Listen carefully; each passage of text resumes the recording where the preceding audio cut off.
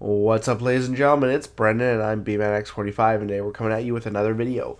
We have a review for the Tales of the Empire miniseries that just premiered on Disney Plus on May the 4th. May the Force be with you. It's been just under a week since this came out. I did watch it pretty soon, like within a couple days. I did have a tournament last Saturday, so I wasn't able to really dive in until Sunday, Monday, and then finished this little mini series. This is the second mini series we've gotten from Disney Plus. We had Tales of the Jedi last year, which was the same thing. 3 episodes or 6 episodes total, 3 episodes each story arc for 2 different characters in the Star Wars universe. We had Dooku, which was really good, and Ahsoka, which was all right.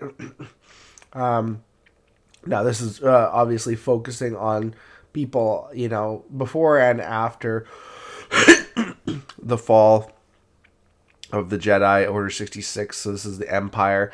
You have Morgan Elsbeth and Barriss Offee.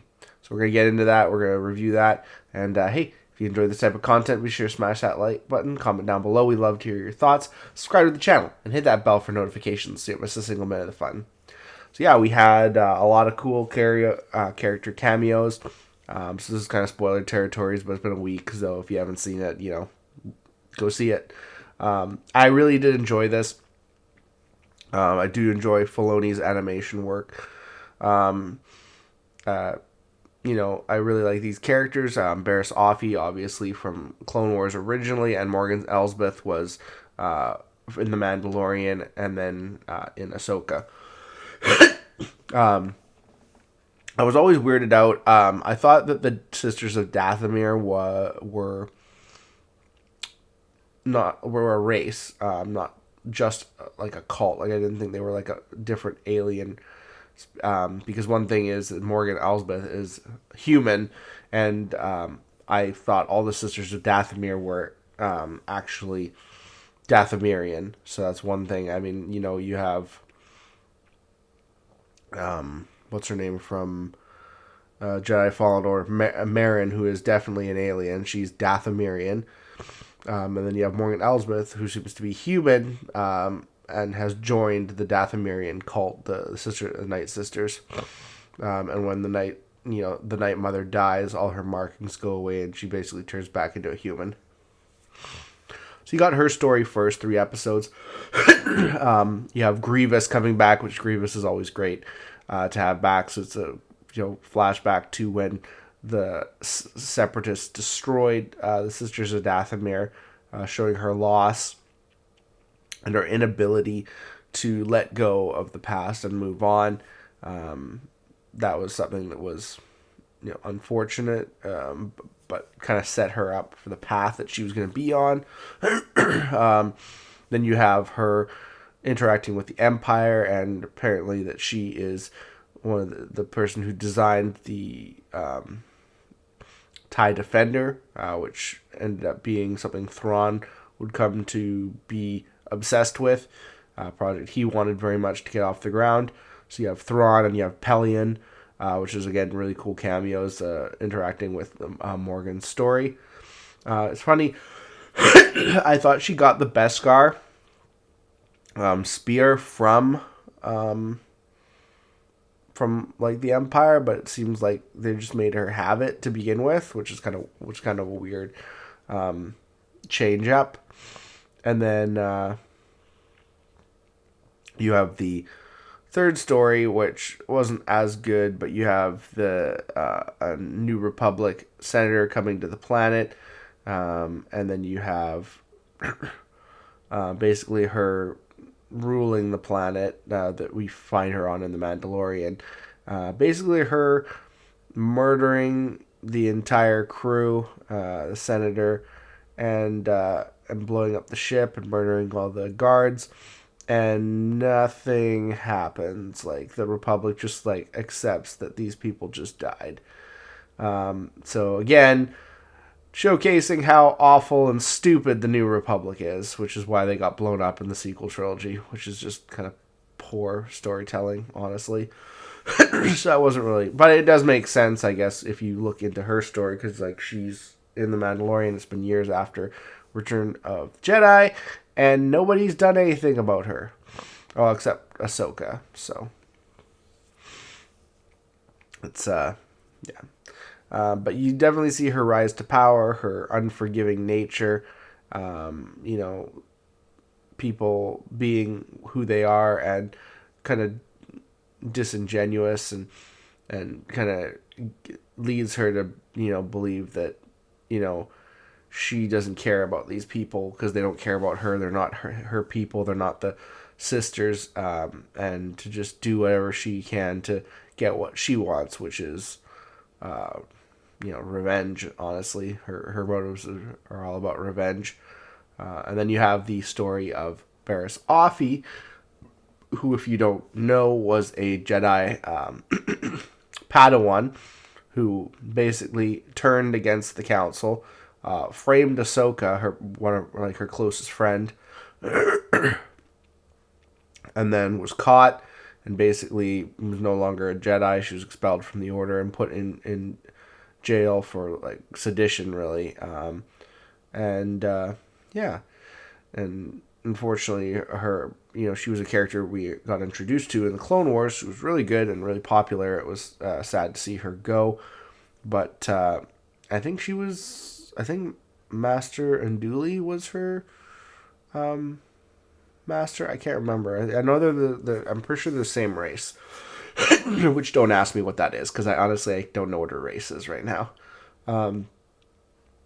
So you have her kind of like at the beginning feeling the after effects of Order 66, so you can tell she can feel the deaths in the Force of the Jedi, wondering what's going on. And then later on, she's brought to the Inquisitor's palace, or the base that's just being built. You get to see the Grand Inquisitor again. Really cool cameos. The Grand Inquisitor is really, really good. You also have other, you know, Night Sisters and stuff, or not Night Sisters. The Inquisitors, like, you know, like, well, I want to say second sister or seventh sister, but I don't know what sister number the other girl is, the one that's a former Jedi with her. And you have her kind of being, you know, trained to use her anger more. I thought that was really good. The interactions with the Grand Inquisitor were really cool. I definitely see how, like, they don't want... I like how they kind of, like, they don't want the Inquisitors to learn to use the Force. They just want them to use their knowledge that they already have to hunt people down. So they're not trying to let them grow in their abilities. They're just trying to, you know, make them into hunters, basically, with the abilities that they already have, which are like Padawan level. You have her kind of resisting the urge to kill or to, you know, only choose, you know, one path.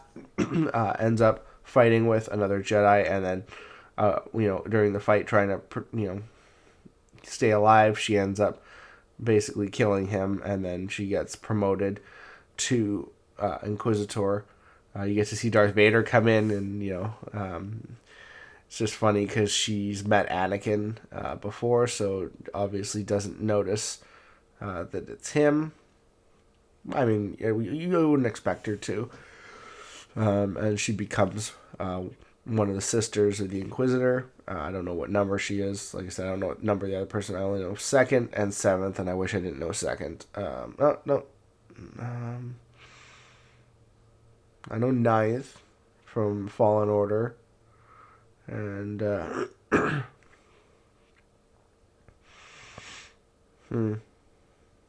I can't remember which number the main boss from Fallen Order was.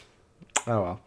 Anyways, I know definitely know ninth sister. But yeah, so it was pretty good. And then you have her story, you know, them chasing down Jedi, her trying to, you know, convince the Jedi to surrender, and then they would take them in, and then the other Inquisitor being totally unwilling to compromise, you know, just, you know, leave the Jedi there for dead, or and slaughter the people who protected them, just showing the the anger of the dark side, and kind of Barriss unwilling to let herself fall into that. She's trying to believe in the Empire, trying to believe that they stand for something, and realizing that they really don't, and basically saying, you have one more Jedi here to deal with, and that's me, saving the Jedi. And then you have the third episode with her kind of helping people who have Force-sensitive children kind of get into hiding, and kind of being almost like a motherly, like a Mother Teresa like figure, and then her fighting with again the Inquisitor who she betrayed. The Inquisitor showing anger, and I like the not using the lightsaber to fight, just kind of like backing out of the way and kind of making the other person fumble, and then letting them go into the caves where they were going to get lost. So that was kind of cool. And then trying to lead the person out of the cave, out of darkness, and getting stabbed, and then the person realizing at the end how wrong they were about the Empire, and how trapped they were, and trying to seek freedom, and taking Barriss out with a stab wound. And a lot of people getting stabbed by lightsabers and not dying. So, I mean, I don't know where exactly she got stabbed, but apparently it wasn't fatal wound. I don't know how I feel about that. I don't really like that. I think, like, there should be, like, certain types of wounds that, are very much non-fatal, but should kind of be explained a little bit better. So we don't know if Barriss Offee dies, or or if the person gets her to help in time. But you see the kind of the fall of two Inquisitors, basically, who realize that they're just not, this is not exactly what they wanted. Like, they've been tricked by the Empire. So very much differing storylines. Someone who buys into the Empire, and they're massing of power, and someone who doesn't, who turns away.